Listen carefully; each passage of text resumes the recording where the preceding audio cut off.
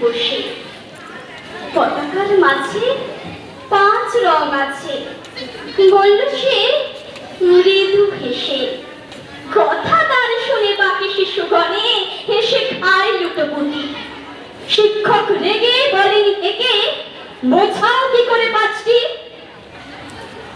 মাথা নিচু করে ভয়ার্ত স্বরে সরল শিশুটি বলে, ওপরে গেরুয়া, মাঝখানে সাদা, সবুজ আছে তার তলে, আর আছে আঁকা গোলাকার চাকা, নীল রং আছে এতে। শিক্ষক বলে, এটিকে ধরলে তবুও হচ্ছে 4টে। অবোধ শিশুটি বলল তখন, রং আছে আর এক, লাল লাল ছোপ, দাগ দেখা যায় ওই পতাকার মাঝে। বাবাকে যখন আনলে ওরা কফিনের ঢাকা খুলে, জড়ানো রয়েছে দেবখানা তার পতাকা আর ফুলে।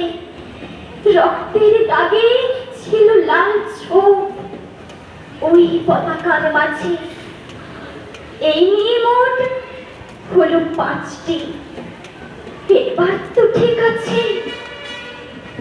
সরল শিশুটির জবাবখানি কাঁপিয়ে দিল বুক। অশ্রু এলো নয়ন ভরে, শুকনো হলো মুখ।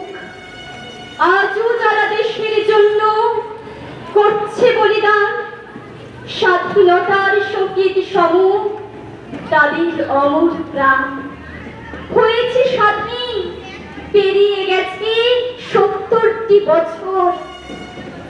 দেশ বাঁচাতে যাচ্ছে যে প্রাণ, রাখছে কি তার খবর?